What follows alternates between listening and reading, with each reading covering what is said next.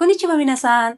आज चाहिँ हामी मिनानो निहोङ्गोको लेसन 2 को ग्रामर पढ्दैछौँ। योभन्दा अगाडि हामी लेसन 1 को ग्रामर पढेको थियौँ। आज चाहिँ 2 को ग्रामर पढ्दैछौँ।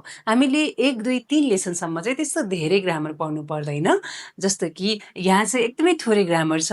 लेसन 2 मा चाहिँ लगभग यति जानियो भनेदेखि त्यही हामीले लेसन 2 चाहिँ राम्रोसँग गर्न सक्छौँ भन्ने लाग्छ है त। लेसन 2 मा हामी सिक्छौँ यो त्यो उ त्यो भन्न सिक्छौँ है त। जस्तो कि कोरे सोरे आरे। क्वेसनमा छ दोरे भनेर भनिन्छ है त। यो भनेको चाहिँ यो त्यो उ त्यो। कोरे भनेको यो, सोरे भनेको त्यो र आरे भनेको उ त्यो। दोरे भनेको कुन।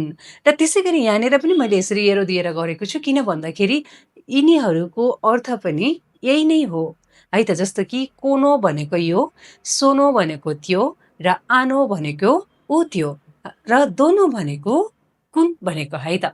ल यहाँ चाहिँ अलिकति थोरै मात्रै फरक छ। हामीले प्रयोग गर्दाखेरि चाहिँ कसरी प्रयोग गर्ने होला भने जस्तो लाग्न सक्छ। अलिकति सजिलो होस् भनेर मैले यहाँ थोरै कोरे सोरे आरेको पछाडि वा आउँछ। वा पनि पार्टिकल हो जुन चाहिँ हामीले लेसन 1 मा पढेको थियौँ। वा आउँछ र मात्रै अनि के आउँछ त नाउन आउँछ। जस्तो कि कोरे वा खासा देश। खासा भनेको चाहिँ नाउन हो है त। नाउन खासा भनेको चाहिँ नाउन हो। यो चाहिँ छाता हो र कुनो सोनो आनोको पछाडि नाउन आएर मात्रै वा आउँछ। जस्तो कि कोनो खासा वा यो के भयो त नाउन भयो है त।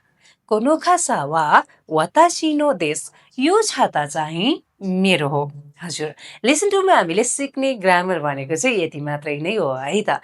र बाँकी चाहिँ हामीले अभ्यासमा गएर गर्छौँ है त। लेसन 2 मा सिक्ने भनेको यति नै हो र यो सँगै यहाँहरूले धेरै सेन्टेन्सहरू बनाउन सक्नुहुन्छ। मैले धेरै सेन्टेन्स चाहिँ बनाइदिएको छैन किनकि अलिकति चाहिँ तपाईँले पनि गर्नुपर्ने हुन्छ भनेर।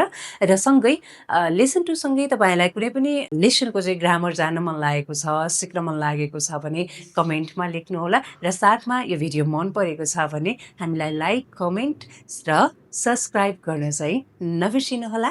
धन्यवाद।